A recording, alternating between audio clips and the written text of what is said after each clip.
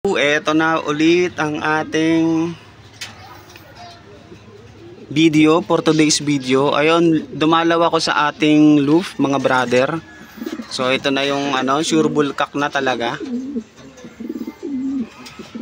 Ito na naman. Ayun, nag-hen siya mga brother. Ayan, kung makikita nyo, hen na hen. Alright, rock and roll. So yan yung pinag-prepare ko. Pero bata pa tong barako kasi.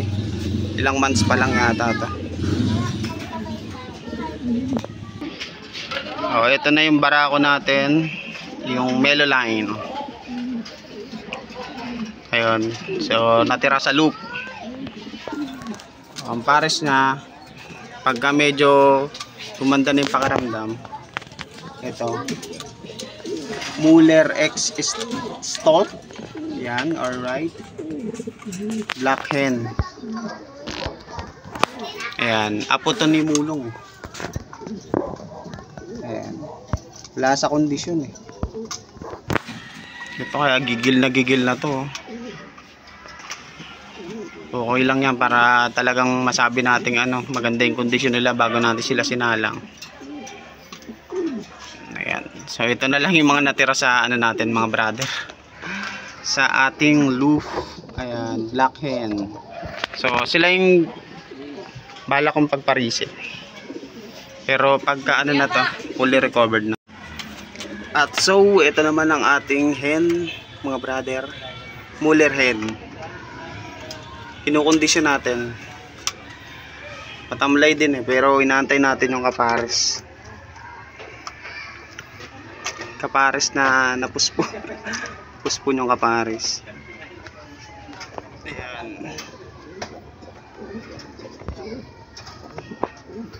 Ayan. Actually anak niya tong puti. Ito, anak niya yan. Kasi yung tatay wala na. Yan ng tropa.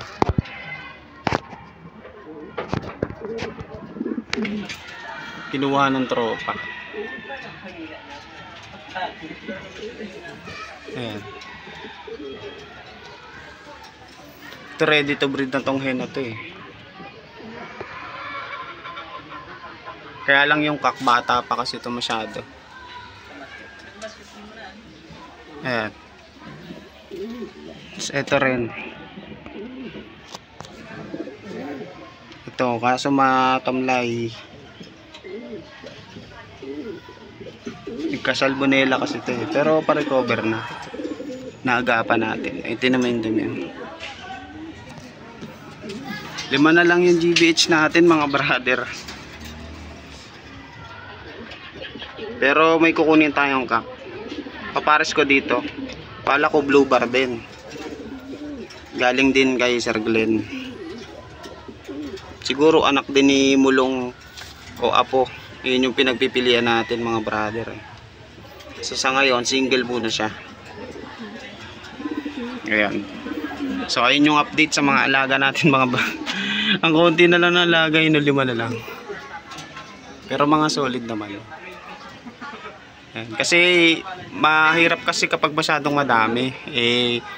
Utol ko lang naman kasi nag-aalaga. Kaya binawasan natin. Yung ibang mga materialis natin, pinaano natin sa tropa. Kaya sa iba makinabang, sa mga tropa na lang natin. Sa may racing.